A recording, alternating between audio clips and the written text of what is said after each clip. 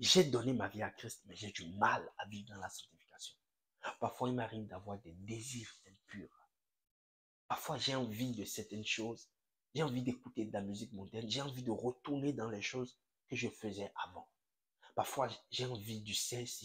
J'ai des désirs que je sais qu'ils sont mauvais, mais parfois, il m'arrive d'avoir ces envies. Comment je fais? Comment je fais dans ce cas pour vivre dans la sanctification? T'inquiète pas, je réponds à cette question dans cette vidéo. Salut à toi et bienvenue sur ma chaîne. Si c'est la toute première fois que tu me découvres, permets-moi de me présenter. Je suis Jean-Marie Ouédan. Et sur cette chaîne, nous parlons de la vie chrétienne. Je partage avec toi tout ce qui te permettra de grandir dans ta relation personnelle avec Dieu. Alors, si ce genre de contenu t'intéresse, je t'invite simplement à t'abonner à cette chaîne et à activer la cloche de notification pour ne absolument rien manquer. Rassure-toi de t'être surtout abonné. Alors, j'ai débuté il y a certain temps cette série de vidéos plus ou moins où nous parlons de la sanctification. Je parle du long en large de la sanctification. Comment laisser la nature saine de Dieu que nous recevons au moment de la nouvelle naissance affecter notre âme afin de transformer nos caractères et nos habitudes. Et cela se passe par la rééducation de notre âme. Tu veux vivre dans la sanctification, il faut que tu puisses rééduquer ton âme. Dans la précédente vidéo, j'ai abordé le premier point ou bien la première des réalités que nous avons au niveau de notre âme. Ce qui concerne en fait notre intelligence, notre intellect, notre système de pensée, notre manière de voir. Et la deuxième réalité qu'il y a au niveau de notre âme, ce sont nos émotions, nos désirs, nos sentiments. Et la troisième réalité, ce sont nos décisions. Alors, si tu n'as pas encore suivi la précédente vidéo où j'ai parlé de l'intelligence, notre manière de voir, notre système de pensée, je t'invite simplement à aller suivre cette vidéo. Dans celle-ci, on parlera des émotions, des désirs et des sentiments. Comment on rééduque son âme?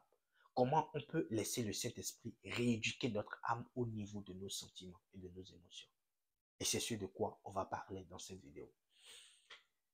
Ce qu'il faut savoir, c'est que le but de Dieu, c'est de refaire notre éducation comme un père éduque son enfant. Dans Deutéronome chapitre 8, le verset 5, il pouvait dire aux enfants d'Israël que, en fait, j'aimerais refaire votre éducation comme un père éduque ses enfants. Parce que quoi? Les enfants d'Israël sont sortis de l'Égypte, mais ils ont gardé l'Égypte en eux. Parce que la chose la plus difficile, ce n'est pas de quitter le monde, mais c'est de faire quitter le monde de soi. On peut quitter le monde tout en gardant le monde en soi. Les enfants d'Israël sont sortis de l'Égypte, mais ils avaient toujours les sentiments, les désirs. Raison pour laquelle même dans le désert, ils pouvaient dire, oh Seigneur, on se rappelle des concombres qu'on mangeait en Égypte, là-bas. On se rappelle de tout ce qu'on pouvait. On pouvait manger la viande, on pouvait faire tout ce qu'on veut. En fait, ils sont partis de l'Égypte, mais leurs sentiments étaient toujours conditionnés par le mode de vie de l'Égypte. Raison pour laquelle Dieu les a dit, en fait, j'aimerais refaire votre éducation. Et l'Égypte, c'est le monde. L'Égypte, c'est le système du monde dans lequel on était. Maintenant que tu es venu à Christ, il veut te rééduquer aussi au niveau de tes émotions et au niveau de tes sentiments. La chose que tu dois savoir, c'est qu'en réalité, tes désirs, tes émotions et sentiments sont la résultante de l'influence du monde et des choses du monde sur toi. Et c'est ce qui alimente en toi la nature charnelle, ce que la Bible appelle la chair. Alors, ce mot chair dans la Bible, dans sa traduction grecque, on parle de sars. Et pour parler de ce sars, il y a plus ou moins 5 définitions qui est données à ça. La toute première définition que la Bible donne à ce mot sars qu'on appelle la chair, c'est le monde organique, pour parler des animaux qui ont une chair. Deuxièmement, c'est l'humanité. Par exemple, quand la Bible dit, je répandrai mon esprit sur toute chair. La Bible parle de la chair, c'est toujours le mot sars, mais qui veut dire humanité sur toute personne. Troisième chose, c'est que la chair veut signifier également la personnalité. Ce que tu es, c'est-à-dire ça renferme la réalité de tes caractères, de tes habitudes, de ta personne. Quatrièmement, le mot chair, c'est-à-dire sas, veut dire également péché, pour parler de l'homme charnel. L'homme charnel, c'est-à-dire l'homme sars. Et cette réalité, c'est principalement l'apôtre Paul qui ressort ça au travers de ses épîtres, quand on lit dans Romains, dans Galates, où il parle de l'homme charnel. Donc, il parle de l'homme sars. Cinquièmement, le mot chair veut dire également salut, pour parler de la parole faite chair, pour parler de Dieu qui vient donner le salut aux hommes en se faisant chair, la parole faite chair. Donc, le mot chair là veut dire sas également, mais sa signification en fait c'est vraiment le salut. Alors, dans ces 5 définitions, ce qui nous intéresse le plus, c'est la 4e définition pour parler du péché, c'est-à-dire l'homme sarce, l'homme charnel. Et pour mieux comprendre ça, il faut qu'on retourne à la création. La différence entre les animaux et l'être humain, c'est que, en fait, c'est seulement l'esprit. Les animaux ont un corps et une âme. Mais l'homme a un corps, une âme et un esprit. Et depuis le commencement, l'esprit de l'homme est conduit par l'esprit de Dieu. Raison pour laquelle à la création, la Bible dit Dieu, le souffle, c'est le mot rouak, l'esprit de Dieu. Dieu, il souffla l'esprit dans l'homme et l'homme devient une âme vivifiante. Donc l'esprit de l'homme, depuis la création, était conduit par le Saint-Esprit. Ce qui s'est passé, c'est que quand l'homme a péché, le Saint-Esprit s'est retiré. Par exemple, quand on lit dans Genèse chapitre 6, le verset 3, il dit que bon, mon esprit ne restera pas toujours dans l'homme. En fait, l'esprit de Dieu s'est retiré de l'homme. Et depuis lors, l'homme est livré à lui-même. Parce qu'il n'a plus de maître. Il n'a plus quelqu'un pour le guider, il n'a plus quelqu'un pour le conduire. Donc, il est livré à lui-même. Et c'est de là ressort l'expression l'homme livré à lui-même pour parler de l'homme charnel. Par exemple, quand on lit dans Romains chapitre 8, l'apôtre Paul qui parle de l'homme charnel, dans d'autres versions, au lieu de charnel, on parle de l'homme livré à lui-même. C'est-à-dire un homme qui n'a plus de maître, qui n'a plus de chef, qui fait tout ce qu'il veut, qui fait tout ce qu'il veut, tout ce qui lui vient comme désir, comme émotion, comme sentiment. Et les désirs, les émotions, les sentiments, en fait, sont l'influence de ta nature charnelle. Alors, répondons à notre question finalement. Comment on fait pour réduire ton âme au niveau de nos émotions, au niveau de nos sentiments? La réponse, c'est qu'il te faut obéir au désir du Saint-Esprit. Il te faut obéir au désir du Saint-Esprit. En fait, la réalité biblique, c'est quoi? C'est que tes désirs, tes émotions, en fait, sont l'expression de ta chair. Mais quand tu as donné ta vie à Christ, tu as reçu le Saint-Esprit. Et le Saint-Esprit également a des désirs et des émotions. Regarde ce que la Bible dit. Galates chapitre 5, le verset 16 à 17. La Bible dit ceci. Je dis donc, marchez selon l'Esprit et vous n'accomplirez pas les désirs de la chair. Car la chair a des désirs contraires à ceux de l'Esprit et l'Esprit en a de contraires à ceux de la chair. Ils sont opposés entre eux afin que vous ne faisiez point ce que vous voulez. Tu vois un peu ce que ce texte dit. Ce texte dit que, en fait, la chair a des désirs. De la même manière, l'esprit a des désirs. OK? C'est-à-dire, ta nature charnelle a des désirs. Le fait de vouloir écouter de la musique mondaine, d'avoir envie du sexe, d'avoir envie de fumer, d'avoir envie de faire certaines choses, ce sont les désirs de ta chair, de ta nature charnelle. Mais de la même manière, ton esprit, l'esprit de Dieu en toi, a également des désirs. Et ce que la Bible dit, c'est que, en fait, les désirs de la chair sont opposés à ceux de l'esprit. L'esprit a des désirs qui sont contraires à ceux de ta chair. Alors, comment rééduquer son âme au niveau de ses émotions? Il faut que tu apprennes à obéir aux désirs du Saint-Esprit en toi. De la même manière que ta chair a des désirs, il faut que tu obéisses aux désirs du Saint-Esprit. Parce que les désirs se substituent. Il faut que tu puisses substituer les désirs de ta chair par les désirs de l'esprit. Oui, le Saint-Esprit a des désirs et a des envies. Oui, ça sera tellement un très bon thème, hein, les désirs de l'esprit. Le Saint-Esprit, il a également des désirs, des envies. De la même manière, ta chair a des désirs et des envies. Et ce que la Bible dit, en fait, il faut que tu obéisses aux désirs de l'esprit. Et c'est ça, être conduit par l'esprit. C'est-à-dire se laisser influencer par les désirs de l'esprit plutôt que les désirs de la chair.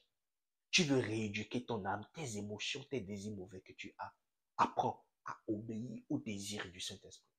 Regarde encore ce que la Bible dit. Romains chapitre 5, le verset 8, et Romains chapitre 8, pardon, le verset 5 à 8. La Bible, en effet, ceux qui suivent leur façon de voir, c'est-à-dire ceux qui vivent selon la chair, obéissent à leurs désirs humains.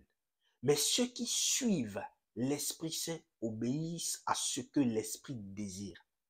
Quand quelqu'un suit ses désirs humains, il va vers la mort. Quand quelqu'un suit l'Esprit Saint, il va vers la vie et vers la paix.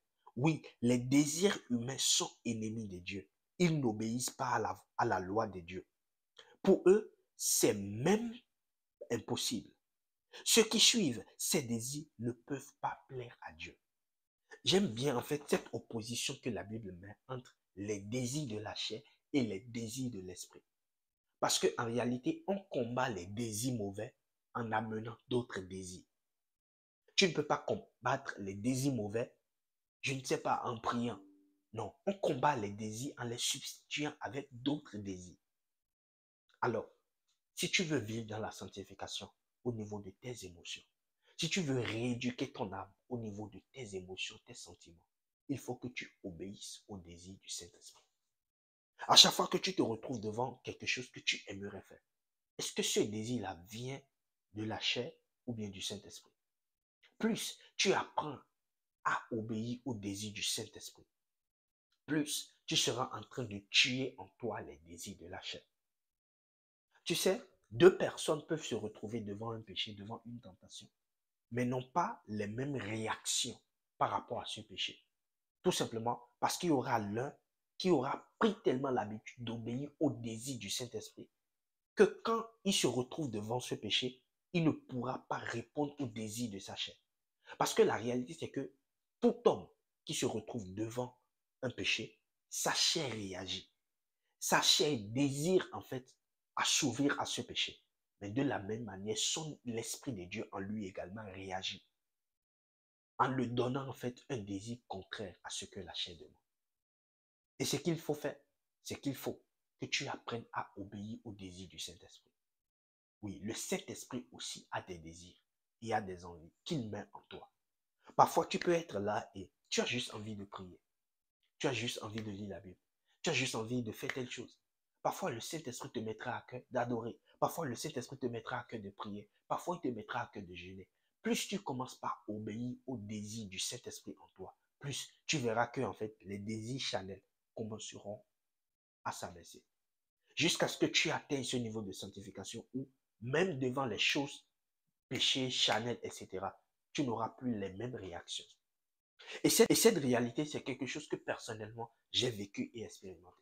Lorsque j'étais dans le monde, j'étais danseur dans le monde, je dansais à Rafat, beaucoup de la musique mondaine.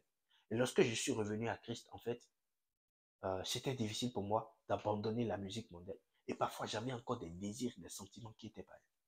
Mais quand j'ai commencé par entretenir une relation personnelle avec le Saint-Esprit, pas obéir au désir du Saint-Esprit en moi, en fait, avec le temps, j'ai vu que, en fait, les désirs charnels ont commencé par mourir en moi.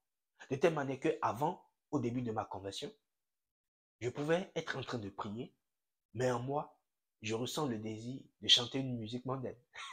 Je ne sais pas si ça t'arrive. Si ça t'arrive, même le voir dans les commentaires. Mais ce qui s'est passé, c'est qu'avec le temps, en obéissant au désir du Saint-Esprit, les désirs de ma chair ont commencé par être diminués et par être tués. De telle manière qu'avec le temps, je n'ai plus les mêmes réactions. Même les musiques que j'écoutais avant, même si je les écoute aujourd'hui, ça ne me produira plus les mêmes effets. Tout simplement parce que j'ai tué les désirs de la chair en moi. La Bible dit que ceux qui sont en Christ Jésus ont tué la chair et ses désirs à la croix. Si tu veux rééduquer ton âme, il faut que tu apprennes à obéir aux désirs du Saint-Esprit. Le Saint-Esprit en toi a des désirs. Il a aussi des sentiments. Donc, il faut simplement que tu apprennes à prendre les désirs de ta chair et à les remplacer par les désirs de l'esprit. Parce que entre un chat blanc et un chat noir, qui sera le plus grand? La réalité, c'est que ça dépend du chat qu'on nourrit le mieux. Plus tu nourris le Saint-Esprit en obéissant à ses désirs, plus les désirs de la chair en toi s'abaisseront. Et c'est ainsi que tu pourras traiter tout ce qui concerne tes désirs, tes émotions et tes sentiments. Dans la prochaine vidéo, j'aborderai la troisième réalité au niveau de notre âme qui concerne les décisions. Et on parlera après de la sanctification au niveau du corps. Comment on fait pour vivre dans la sanctification au niveau de notre désir. J'ai des volontés, j'ai des décisions à prendre. Comment on fait? Et aussi, comment on vit dans la sanctification dans le corps. C'est ce de quoi on parlera dans les prochaines vidéos. Abonne-toi à cette chaîne si ce n'est pas encore fait. Et surtout, partage cette vidéo à une personne. Parce que je crois que cela l'aidera. Que Dieu te bénisse. Peace.